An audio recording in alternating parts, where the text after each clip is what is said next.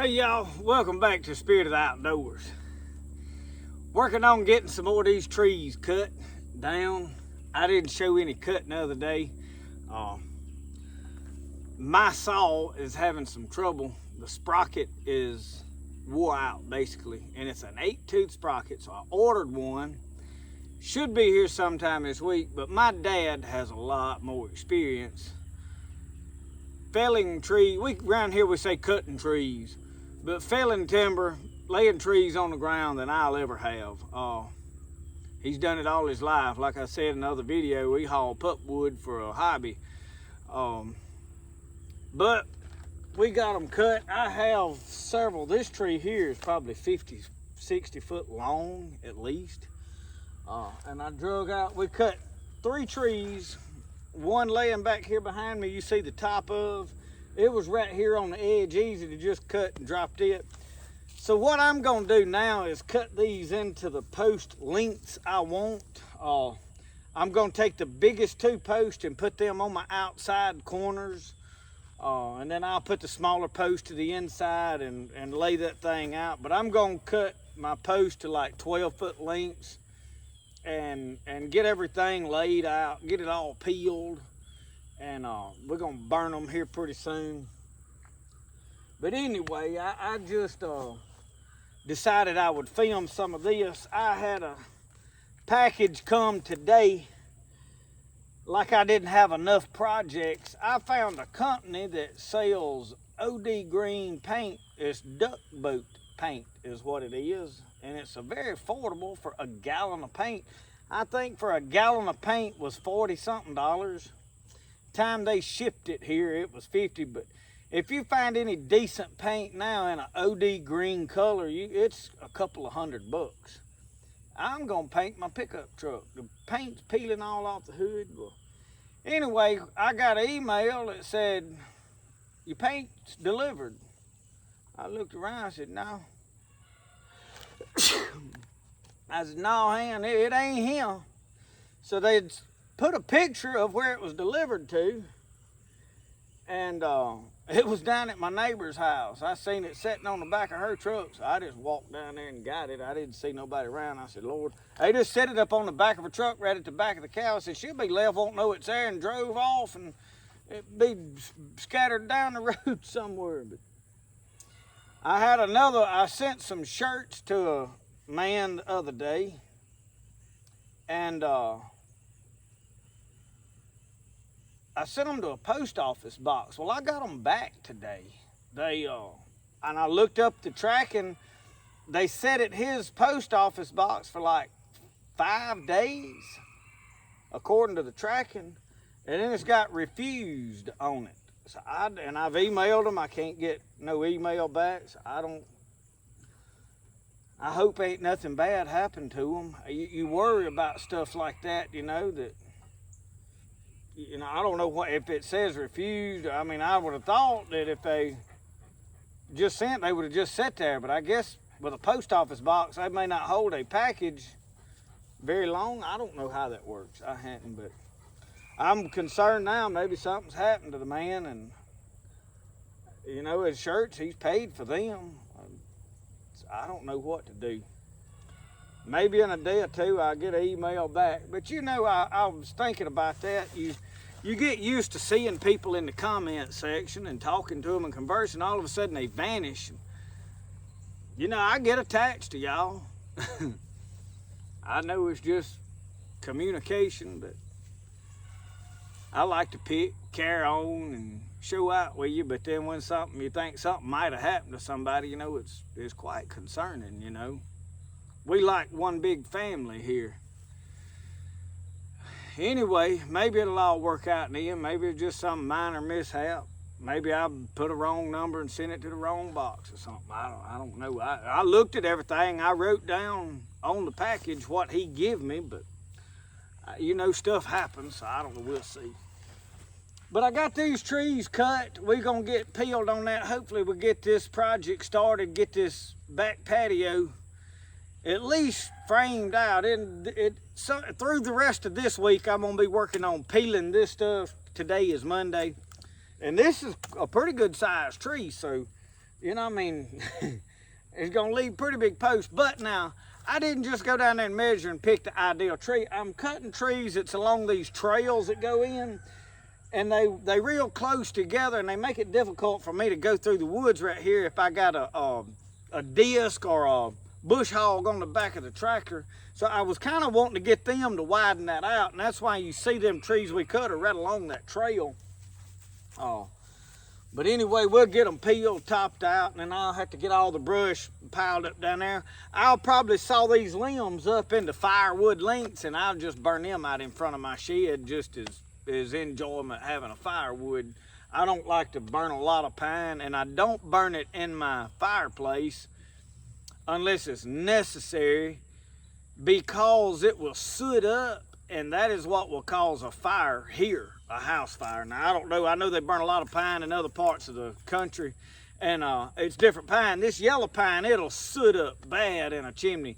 And if you burn very much of it, you better make sure you clean that chimney and all out, fireplace out good, because it'll just creosote, basically, and just line in that chimney. Well, it's a flammable coating in there, and if it gets hot enough, the whole chimney will catch on fire, which, fortunately for me, my chimney is at least a 1/4 inch steel 6-inch pipe going up, so if it burns inside of mine, it ain't gonna hurt nothing. But now if it burns right in the back of that, out of the back of the heater in there, it could cause a problem right there where it goes through the wall. The rest of that's brick and just wide open. You know, it ain't much that it could burn, but it could cause me a lot of headache. I don't want to deal with it anyway. It'd scare my wife to death.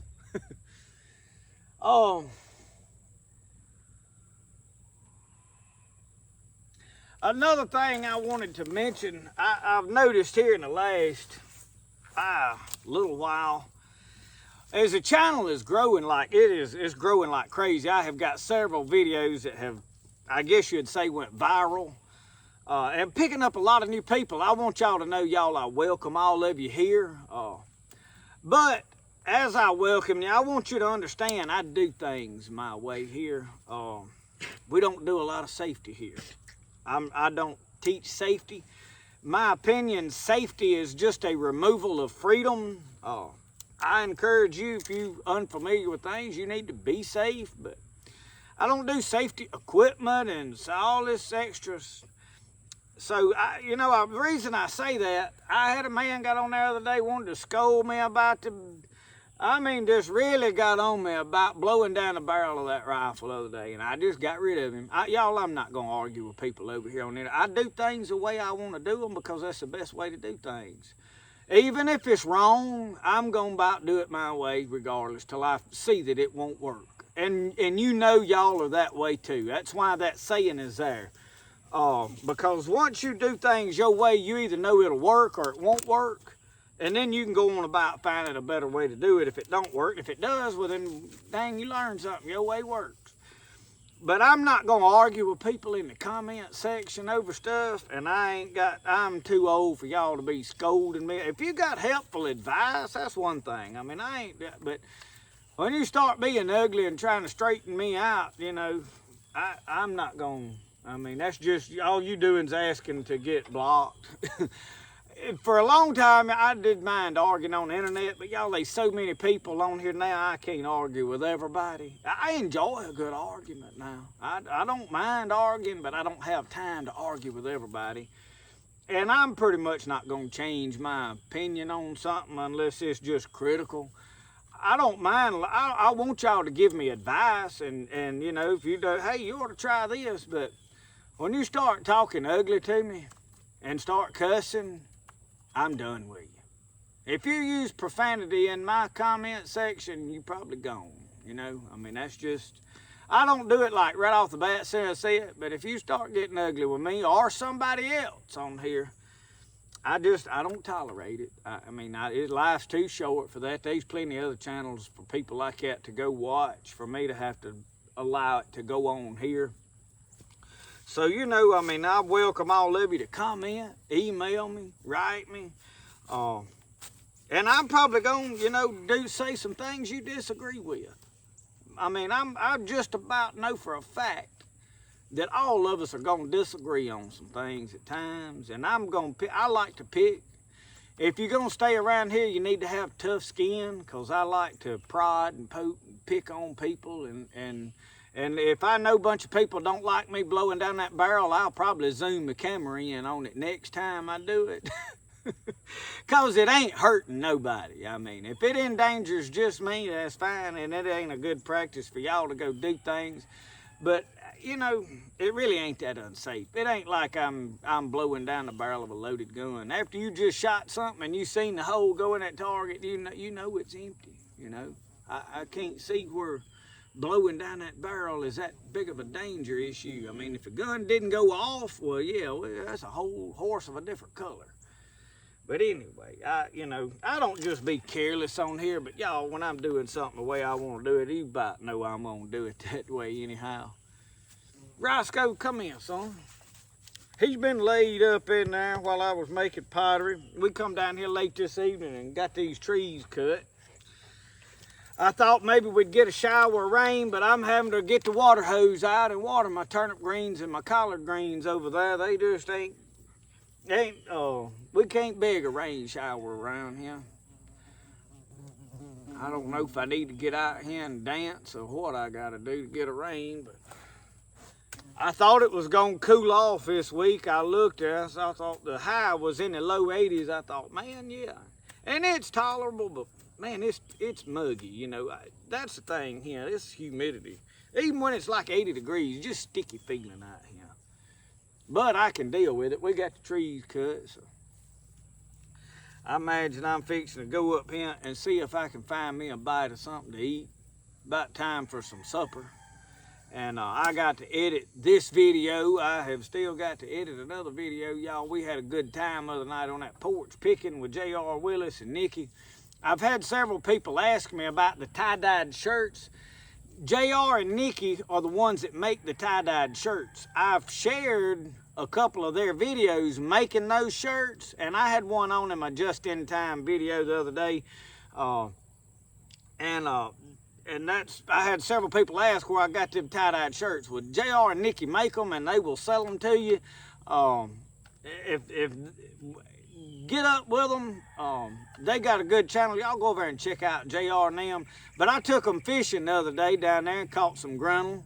And we come back, y'all, Friday night and run into another good bluegrass picker that's in a real band. He's Alan Sibley and the Magnolia Ramblers. And he come up here and eat grunnel with us. He had never ate them before. And we had a good time sitting out there on the porch having a blast. And that being said, we're going to get over here to this little cabin that we got behind the house, and we're going to do a stew here before 2 off alone when it cools off. And it may be to where some of y'all that are in driving distance that would like to come put up a tent and spend the night and eat stew and meat. It's a family-friendly event. There won't be no alcohol allowed. And they ain't no running water and no sewage and all that stuff. I mean, you'll be putting a tent up out in the pasture out there is what it'll amount to. It'll be under the edge of some trees if the weather is permitting. And I don't know, we ain't got a date set up on that yet, and don't know, but I'm gonna cook a big stew, and we may fry some grunnel if we can get some caught that day. I might cook, no telling what else. You never know. Probably be some wild game cooked. I've got stuff in the freezer that needs cooked. But that's in the future. It's just a thought at this point. There's nothing wrote in stone, so I can't sit here and tell you that, hey, for sure that's going to happen. But what I am asking, if there's any of you that are seriously, you'd be interested in coming to that, let me know so that I could get an idea if this is a good idea. And how many people I would be trying to feed. And I will say this, if you do show up, I'll probably have to get you to sign something releasing me of all responsibility if something bad was to happen to you. I don't have a lot of good insurance. We just old poor country folks, and we'll be good to you. But if you fall and break your toe or stub your toe on something, I'm not gonna pay you $1 million. It just ain't happening. Number one, I ain't got it to give you. So, to cover that, we probably had to get, you know, if anybody's gonna come hang out, had to sign a waiver or something. I don't know. I'll have to figure that out. But I'm fixing to go sit down up here, find something else to do. I gotta feed the chickens. So anyway, I was just gonna sit here and talk to you about these logs right quick. I'm gonna stop shining around on them with the camera, let you see them. Thank y'all for watching Spirit of the Outdoors. Remember, the best way to do things is the way you like to do it. We'll see y'all. Y'all have a good one.